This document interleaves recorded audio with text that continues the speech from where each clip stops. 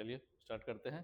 स्वागत है बच्चों आपका 71 क्वेश्चन फॉर 71 बीपीएससी मेंस में। और आज हम लोग डे 4 को देखेंगे कि हम लोग हमारे पास डे 4 का क्वेश्चन है ग्रीन हाइड्रोजन पे, ठीक है।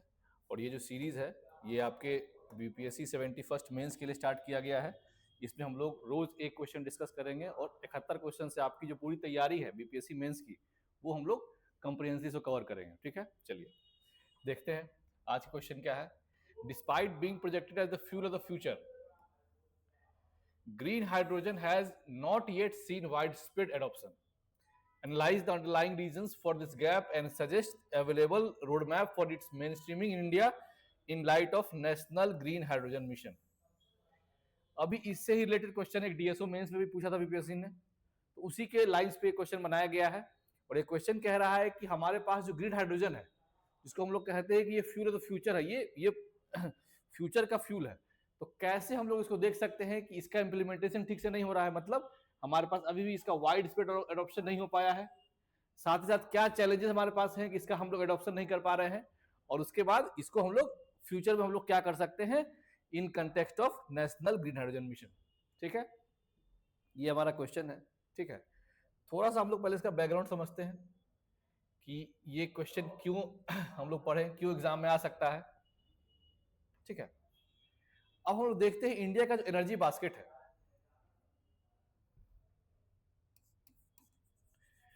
इंडिया का जो एनर्जी बास्केट है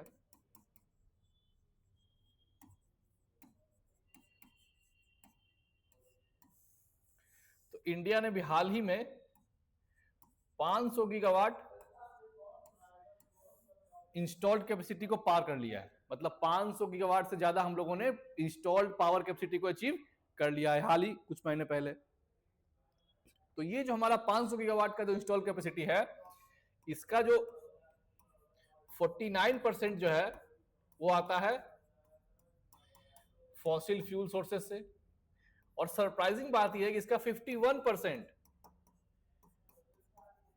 नॉन फॉसिल फ्यूल सोर्सेज से आता है, ठीक है। तो हमारे पास एक ट्रेंड है, और ये ट्रेंड ये कहता है कि हमारा जो इंडिया है इसका जो एनर्जी बास्केट है वो अब एक ट्रांजिशन देख रहा है। ट्रांजिशन देख रहा है किस तरफ? ट्रांजिशन देख रहा है फॉसिल से नॉन फॉसिल की तरफ। हम लोग अब जो है फॉसिल से नॉन फॉसिल एनर्जी की तरफ हम लोग शिफ्ट कर रहे हैं, क्योंकि ये हमारा 51% एनर्जी का शेयर को दिखा रहा है, ठीक है। और जब हम लोग नॉन फॉसिल सोर्सेज की बात करते हैं तो हमारे पास मेन सोर्सेज क्या क्या है देखिए। हमारे पास सबसे मेन सोर्सेज है रिन्यूएबल एनर्जी का। रिन्यूएबल एनर्जी के अंदर फर्दर हमारे पास सबसे मेन सोर्सेज है किसका? Solar power, hydro power, wind power. सबसे मेन इसमें से कौन है? Solar power. और इंडिया इसमें भी काफी डेवलपमेंट कर रहा है रिन्यूएबल एनर्जी के अंदर, सोलर पावर में। लेकिन फिर भी कहीं ना कहीं सोलर पावर का, रिन्यूएबल पावर का लिमिटेशंस है। लिमिटेशंस ये है कि हम लोग इसको रिलायबल नहीं कह सकते हैं। ये डिपेंड करता है किस पे? सन के रेज पे। और हैवी जो हमारा जो इंडस्ट्रीज है, हमारा जो क्रिटिकल इंफ्रास्ट्रक्चर है, उसको पावर देने में कहीं ना कहीं ये 24/7 रिलायबल पावर ये नहीं दे सकता है। तो हम इसके अल्टरनेटिव्स की बात करते हैं। उस अल्टरनेटिव हमारे पास नॉन फॉसिल में क्या क्या है? हमारे पास नॉन फॉसिल में आ जाता है न्यूक्लियर एनर्जी, और ये एनर्जी भी काफी इंपॉर्टेंट है हमारे इंडिया के लिए। हम लोग भी इसको किसी और क्वेश्चन में देखेंगे। और उसके बाद हमारे पास एक ऑप्शन बचता है ग्रीन हाइड्रोजन का, हाइड्रोजन एनर्जी का। Hydrogen as a energy, hydrogen as a fuel. तो कहीं ना कहीं हम लोग ये देख सकते हैं कि जो हमारा हाइड्रोजन है हम लोग उसको फ्यूल कैसे यूज कर सकते हैं। आप लोग जब एनसीईआरटी पढ़े होंगे, आप लोगों ने क्लास 9th या 10th के एनसीईआरटी में साइंस में पढ़ा होगा, एक कंबसन टेबल पढ़ा होगा। उस कंबसन टेबल के सबसे ऊपर में कौन था? हाइड्रोजन था। हाइड्रोजन जो है उसका कंबसन वैल्यू बहुत ज्यादा होता है, हम लोग उसको एज अ फ्यूल अच्छे से यूज कर सकते हैं, ठीक है। तो ये हमारा एक बैकग्राउंड रहा कि क्यों हम लोग हाइड्रोजन को एज अ फ्यूल एक्सप्लोर कर रहे हैं, ठीक है। अब क्वेश्चन हमारा पूछा है ग्रीन हाइड्रोजन के बारे में, ठीक है। तो हम लोग समझ लेते हैं ग्रीन हाइड्रोजन क्या है। अब हमारा क्वेश्चन पूछा, हम लोग ने देख लिया इस स्लाइड में कि हम लोग क्यों जो है वो हाइड्रोजन पे शिफ्ट हो रहे हैं, हमारे पास अल्टरनेटिव सोर्स ऑफ एनर्जी क्या क्या है। अब देखते हैं कि हाइड्रोजन के बाद ग्रीन हाइड्रोजन क्या है। अब देखिए हमारे पास हाइड्रोजन जो एज अ फ्यूल है, ठीक है। तो इसको प्रोड्यूस करने का 3 तरीका है, हालांकि बहुत तरीके, पर हम लोग देखते हैं। सबसे पहला हमारा है ग्रीन हाइड्रोजन।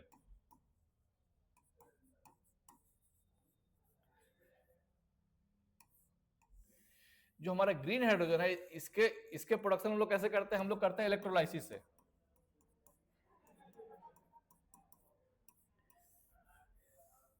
इलेक्ट्रोलाइसिस से कैसे करते हैं? हमारा जो इलेक्ट्रोलाइसिस है वो वाटर से H2 और O2 को अलग करता है थ्रू इलेक्ट्रिसिटी। और इसमें जो हम लोग इलेक्ट्रिसिटी यूज करते हैं, वो जो है इलेक्ट्रिसिटी वो बना है रिन्यूएबल सोर्सेज से। वो इलेक्ट्रिसिटी बना है रिन्यूएबल सोर्सेज से। इसीलिए जो हाइड्रोजन बना वो क्या हो गया? वो ग्रीन हो गया। मतलब इस हाइड्रोजन के बनने में किसी तरह का कोई इमिशंस नहीं हुआ है। ठीक है, इसी तरह से देखते हैं हमारे पास जो दूसरा तरीका हाइड्रोजन बनाने का है वो है ग्रे हाइड्रोजन। नाम से ही दिख रहा है कि इस हाइड्रोजन को बनाने में हम लोग मीथेन का यूज करते हैं, CH4 का, और इसमें इमिशंस होता है जो कि हमारे लिए फ्यूचर के लिए ठीक नहीं है। हमारे पास एक ब्लू हाइड्रोजन है, उसमें भी हम लोग मीथेन से बनाते हैं हाइड्रोजन और कार्बन को कैप्चर करते हैं। ये भी कंपैरेटिवली उससे कम इमिशन करता है, पर ये कंप्लीटली क्लीन नहीं है ये भी। इसका मतलब हमारे पास जो ग्रीन हाइड्रोजन है वो ऐसे इलेक्ट्रिसिटी से हम लोग बनाते हैं जो कंप्लीटली रिन्यूएबल पे बेस्ड है, इसीलिए इसमें जीरो एमिशंस है और हमारे लिए ये एक क्लीन एनर्जी काम करता है। ठीक है, तो हम लोगों ने देख लिया कि ग्रीन हाइड्रोजन क्या होता है। अब आते हैं क्वेश्चन पे। क्वेश्चन क्या था हमारा? क्वेश्चन ये कह रहा है कि despite being hydrogen is fuel of the future, मतलब हम लोग कहते हैं कि ग्रीन हाइड्रोजन जो हमारे लिए फ्यूल ऑफ द फ्यूचर है। हम लोग देखेंगे कैसे है। ठीक है, चलिए अब स्टार्ट करते हैं क्वेश्चन का स्ट्रक्चरिंग।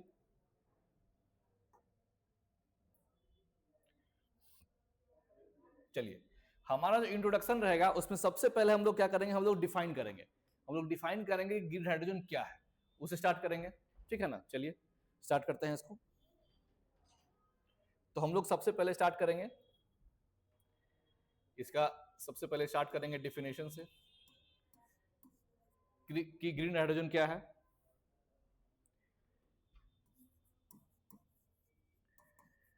ग्रीन हाइड्रोजन को डिफाइन करेंगे हम लोग और बताएंगे कि हाइड्रोजन है दैट इज प्रोड्यूस्ड बाय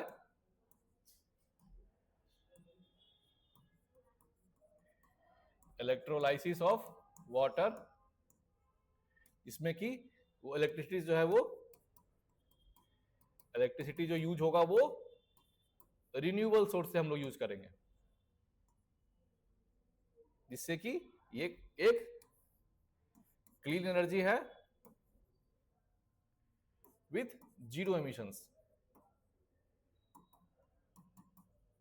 ये हम लोग इसको डिफाइन कर देंगे। ठीक है, अब डिफिनेशन देने के बाद हम लोग एक डेटा पुट इन करेंगे कि कितना हमारे पास अभी इसका कैपेसिटी क्या है, या हमारे पास इसके बारे में इसका पोटेंशियल क्या है। ठीक है, तो डिफिनेशन के बाद हम लोग डेटा पुट इन करेंगे। ठीक है, तो डेटा कहता है कि हम लोग ट्राई करेंगे इंडिया का जो पोटेंशियल है हाइड्रोजन का, उसमें हम लोग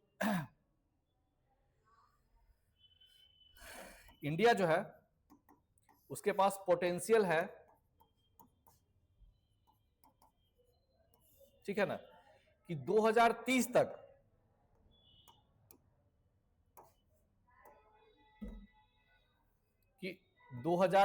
तक लगभग 10% जो ग्लोबल मार्केट है उसको, ग्रीन हाइड्रोजन का जो मार्केट है उसको इंडिया कैप्चर कर सकता है। ठीक है, और 2030 तक ही लगभग जो है सो 10 मिलियन टन जो है ग्रीन हाइड्रोजन एक्सपोर्ट करने का भी कैपेसिटी इंडिया के पास है। ठीक है, ये हो गया डेटा। अब डेटा के साथ हम लोग दिखा देंगे मैप पे कि इंडिया में कहां पे अभी ग्रीन हाइड्रोजन पे काम हो रहा है, कहां पे इसके बारे में हम लोग अभी काम कर रहे हैं। तो हमारे पास एक मैप से हम लोग उसको शो कर देंगे। तो हम लोग साइड में एक इंडिया का मैप बनाएंगे और उसे शो कर देंगे कि इंडिया में कहां कहां अभी ग्रीन हाइड्रोजन पे काम हो रहा है।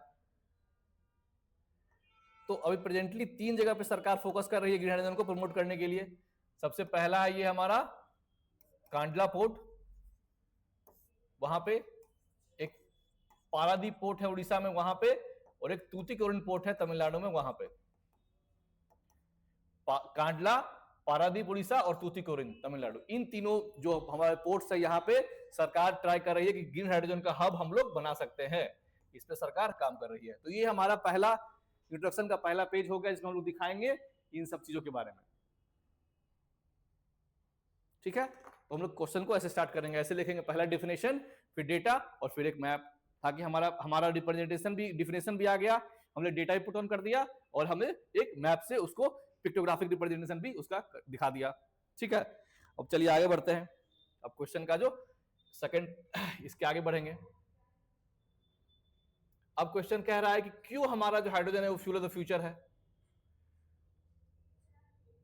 ठीक है, अब क्वेश्चन कह रहा है कि हमारा जो हाइड्रोजन है वो क्यों फ्यूल ऑफ द फ्यूचर है।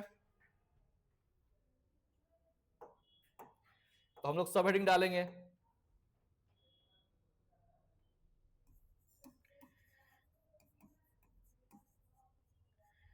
Green hydrogen as fuel of the future. ठीक है, हम लोग इसको अब एड्रेस करेंगे कि क्यों हमारा जो ग्रीन हाइड्रोजन है वो फ्यूल ऑफ द फ्यूचर है, मतलब हम लोग इसको भविष्य का फ्यूल क्यों कह रहे हैं। ठीक है, तो सबसे पहला कारण इसमें होगा कि नियर जीरो एमिशंस, ये लगभग नहीं के बराबर एमिशंस करता है। दूसरा, decarbonisation of hard to abate sectors, इसका मतलब ऐसे सेक्टर्स हो गया जिसमें हम लोग का जो इंडस्ट्रियल सेक्टर है जो बहुत ज्यादा इमिशंस करता है, जैसे स्टील, इलेक्ट्रिसिटी हो गया, फर्टिलाइजर हो गया, तो ये सब जो हमारा इंडस्ट्री है बहुत इमिशंस करता है। तो इनके प्रोडक्शन में हम लोग इसका यूज करके हम लोग डीकार्बोनेशन कर सकते हैं, मतलब इमिशंस को कम कर सकते हैं।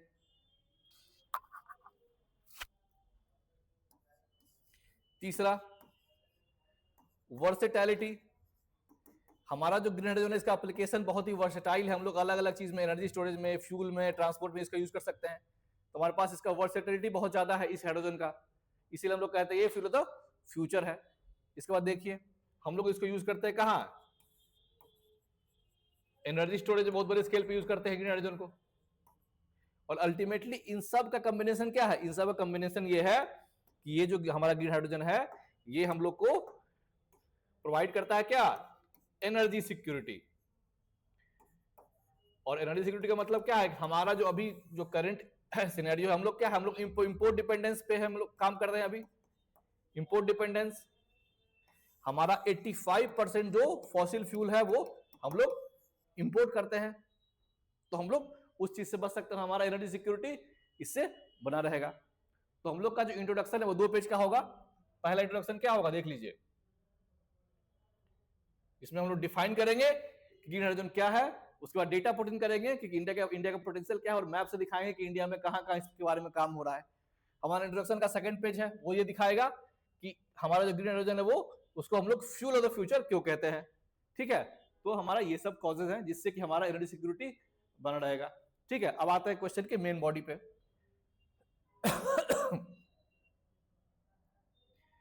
क्वेश्चन का जो मेन बॉडी है उसको हम लोग स्टार्ट करेंगे सबसे पहले कि हम लोग के पास ग्रीन हाइड्रोजन का एप्लीकेशन कहां कहां है। क्योंकि क्वेश्चन में एक वर्ड लिखा था वाइड स्प्रेड एडॉप्शन,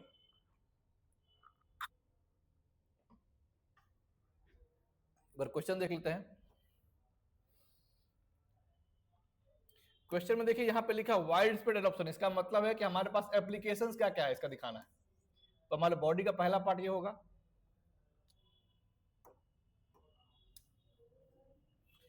जो ये दिखाएगा कि हमारा एप्लीकेशंस क्या क्या है ग्रीन हाइड्रोजन का। चलिए, applications of green hydrogen,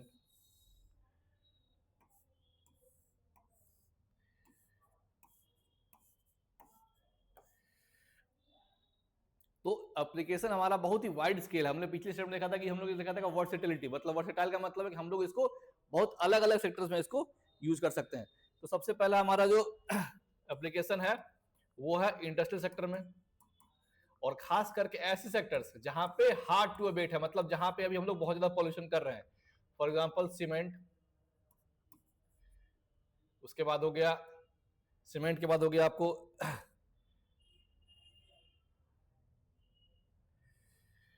electricity, fertiliser, इन सब के डीकार्बोनाइजेशन में हम लोग इसको यूज कर सकते हैं। उसके बाद दूसरा हो गया हमारा ट्रांसपोर्ट सेक्टर।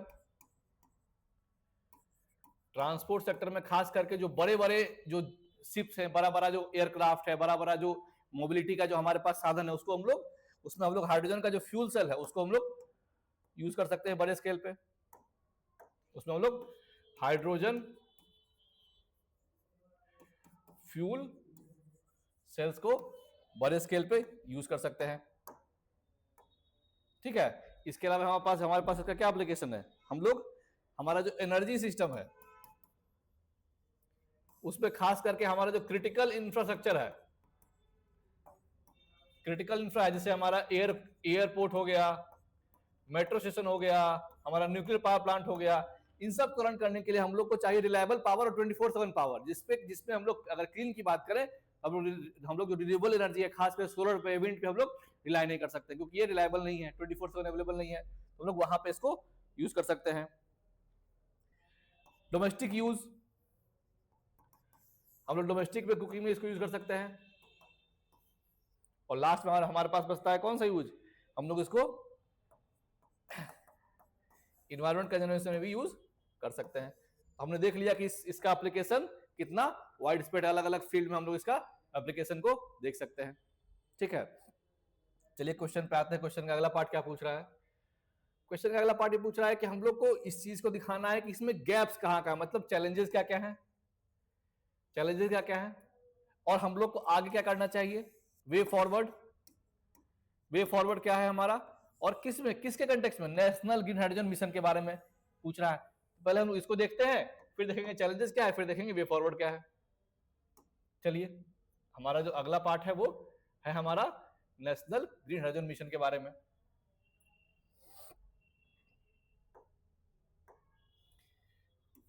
ये हमारा अगला पार्ट हो गया नेशनल ग्रीन हाइड्रोजन मिशन।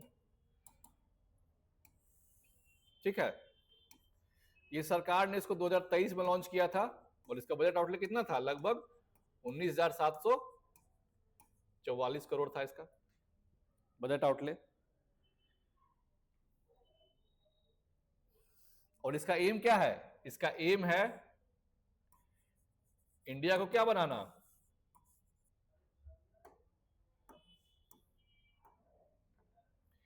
एक global hub of green hydrogen, India को बनाना global hub of green hydrogen. और खास करके किस सेक्टर में, खास करके ग्लोबल हब बनाना हम लोग किस सेक्टर में, हम लोग को बनाना है उसके 3 चीजों पर ध्यान देना है।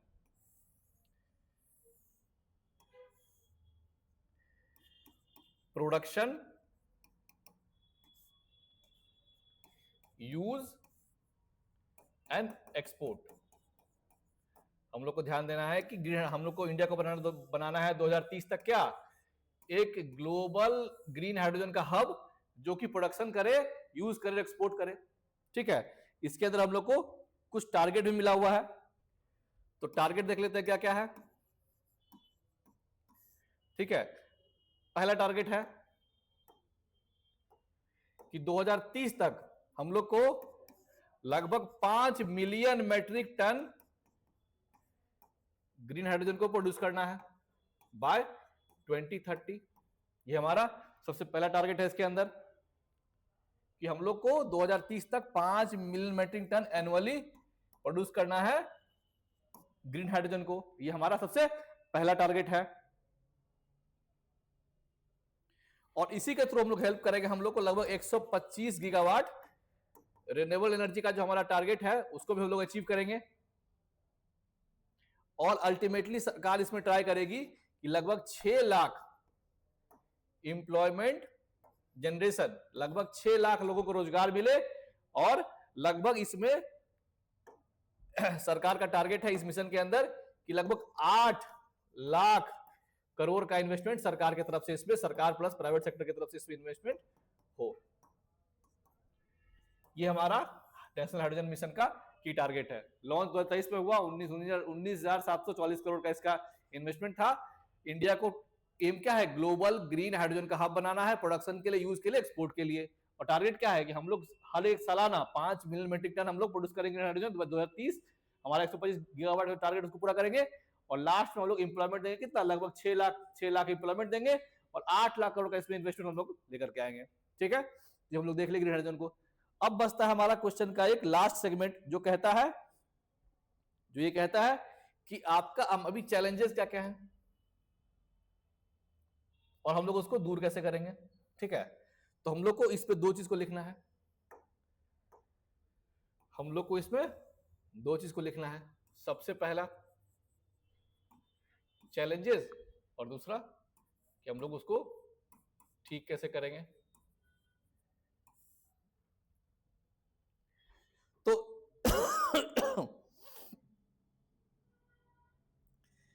सबसे पहला चीज हमारे पास चैलेंज क्या है, हमारा high production cost. Initial setup ऐसे काफी महंगा है, ये हमारे पास सबसे बड़ा चैलेंज है। हम लोग इसको दूर करने के लिए क्या करेंगे, हम लोग इसमें ट्राई करेंगे कि प्राइवेट सेक्टर से इन्वेस्टमेंट हम लोग इसमें लेकर के आए। हम लोग ट्राई करेंगे कि हम लोग इसमें इन्वेस्टमेंट लेकर आएंगे प्राइवेट सेक्टर से।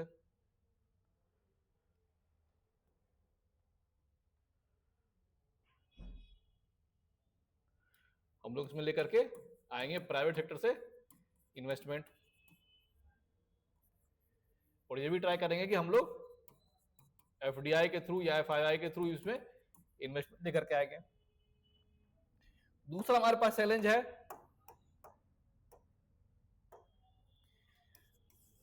स्टोरेज एंड ट्रांसपोर्ट का प्रॉपर इंफ्रा हमारे पास नहीं है, इसका इशू है हमारे पास।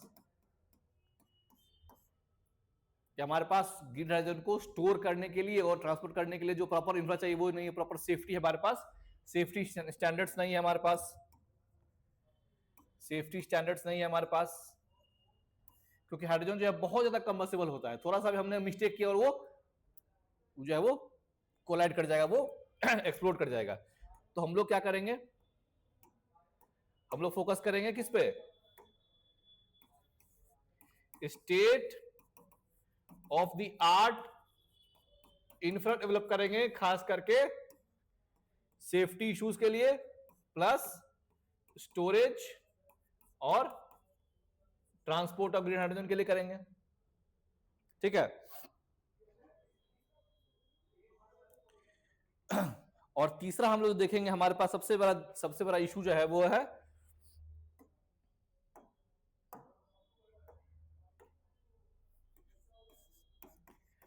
Lack of technical know how. मतलब एग्जैक्टली हम लोग को कैसे इस टेक्नोलॉजी को हम लोग बड़े स्केल पे काम करेंगे, इसमें हम लोग को हमारे पास इश्यूज है। ठीक है, तो हम लोग हमारे पास क्या, हम लोग सरकार को इसमें रिकमेंडेशन में ये लिख सकते हैं कि सरकार जो है वो इसके R&D पे काफी इन्वेस्टमेंट जो है वो उसको इंक्रीज कर दे, और ताकि जो हमारा ब्रेन ड्रेन है वो कम हो जाए और हमारे जो साइंटिस्ट है वो इस पे रिसर्च करके इसको बड़े स्केल पे प्रोड्यूस कर दें। ठीक है, तो हमारे पास चैलेंजेस क्या क्या है, हमारे पास चैलेंजेस है हाई प्रोडक्शन का, उसका हमने सॉल्यूशन दे दिया, प्राइवेट सेक्टर से इन्वेस्टमेंट और फॉरेन सेक्टर से इन्वेस्टमेंट लेकर के आएंगे। दूसरा हमारे पास दिक्कत है स्टोरेज और ट्रांसपोर्ट को लेकर के दिक्कत है, उसमें हम लोग state of the art infra पे काम करेंगे। तीसरा हम लोग के पास है कि हमारे पास बड़े स्केल पे यूज करने के लिए टेक्निकल नो हाउ नहीं है, तो हम लोग R&D बढ़ाएंगे, ब्रेन ड्रेन को रोकेंगे और ब्रेन ड्रेन को कम करेंगे और साइंटिस्ट को प्रमोट करेंगे कि हम लोग इंडिया में ही इस पे काम करें। ठीक है, अब हम लोग देख लेते हैं हमारा क्वेश्चन जो है वो क्या पूछ रहा था। क्वेश्चन कह रहा था हमारा कि जो हमारा ग्रीन हाइड्रोजन है वो फ्यूल ऑफ द फ्यूचर है, हमने डिफाइन भी कर दिया इसको, ये भी दिखा दिया कैसे है। उसके बाद देखिए वाइड स्प्रेड एडॉप्शन, मतलब इसका एप्लीकेशन हम लोगों ने देख लिया। उसके बाद देखिए reasons for this gap, challenges क्या क्या देख लिया हम लोगों ने। Suggest available road map, way forward हम लोगों ने देख लिया कि हम लोग क्या कर सकते हैं। और नेशनल ग्रीन हाइड्रोजन मिशन के कंटेक्स्ट में इसको हम लोगों ने देख लिया। अब वापस एक बार रिवाइज कर लेते पूरे आंसर को। हमारा जो पहला आंसर है वो पहला पेज है वो क्या कहता है, डिफिनेशन, डिफाइन करना है इसको, डेटा देना है और एक मैप के थ्रू दिखाएंगे इंडिया में कहां कहां काम हो रहा है। अगला जो पेज है वो दिखा रहा है कि हम लोग ग्रीन हाइड्रोजन जो हमारा है वो फ्यूल ऑफ द फ्यूचर क्यों है, इसका क्या एप्लीकेशन है कि हमारे पास ये फ्यूल ऑफ द फ्यूचर है और खासकर कैसे हमारा एनर्जी सिक्योरिटी को ये मेंटेन कर रहा है। अगला जो स्लाइड है वो दिखा रहा है कि हम कैसे इसका वाइड स्प्रेड एडॉप्शन कर रहे हैं, मतलब एप्लीकेशन कहां कहां हम लोग इसको यूज कर सकते हैं। इसके बाद हमारा जो अगला पार्ट है वो दिखा रहा है कि हमारा जो सरकार का जो एफर्ट्स है नेशनल ग्रीन हाइड्रोजन मिशन को लेकर के वो क्या क्या है, टारगेट क्या क्या है। इसके बाद हम देखते हैं हमारा चैलेंजेस क्या क्या है हमारे पास और हम लोग उसको कैसे टैकल कर सकते हैं, चैलेंजेस और हम लोग उसको कैसे टैकल कर सकते हैं। अब आते हैं कंक्लूजन पे कि हमारे पास लास्ट में क्या बचता है, हमारे पास चीजें लास्ट में क्या बचती है। ठीक है, लास्ट में हमारे पास चीजें ये बचती है कि जो हम लोग लिमिटेड इसका एडॉप्शन किए हैं, ये एक मेन हमारा हाई कॉस्ट का जो इशू है उसके चलते ये दिख रहा है और खास करके हमारा इंफ्रास्ट्रक्चर डेफिसिट है उसके चलते दिख रहा है। हम लोगों ने इसको देख लिया कि हमारा जो सरकार का जो मिशन है वो ट्राई कर रहा है इन चीजों को ओवरकम करने का। ठीक है, और हम लोग एक पॉलिसी सर्टेनिटी जो मार्केट में उसको बना करके हम लोग ट्राई कर रहे हैं कि इसको इंडिया के एनर्जी सेक्टर में मेन स्ट्रीम कर दें। इंडिया का जो एनर्जी ट्रांजिशन है जिसको हमने पहले पेज में आपको डिस्कस किया था, हम उसको ट्राई करेंगे एनर्जी ट्रांजिशन जो है उसको हम लोग उसमें खास करके ग्रीन हाइड्रोजन को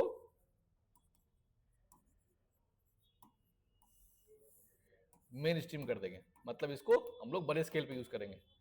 और ध्यान रखेंगे हम लोग इसमें एक और चीज ऐड कर सकते हैं, जो हमारा जो नेट जीरो गोल्स है, नेट जीरो इमिशंस का जो हमारा टारगेट है 2070 का, उसको भी ये अचीव करने में हेल्प करेगा काफी। तो हम लोग इसको भी लिखेंगे लास्ट में, हम दिखाएंगे कैसे हम लोग अगर यूज करते हैं ग्रीन हाइड्रोजन को बड़े स्केल पे तो हम लोग अपने नेट जीरो इमिशंस के जो गोल है उसको भी अचीव करेंगे और हमारा जो एनर्जी ट्रांजिशन है उसमें हम लोग ग्रीन हाइड्रोजन को बहुत बड़े स्केल पे यूज कर सकते हैं। ठीक है, आप लोगों ने देख लिया इस क्वेश्चन को हम लोग कैसे टैकल करना है। हम लोग फिर कल मिलेंगे एक नए क्वेश्चन एक नए आइडिया के साथ। धन्यवाद।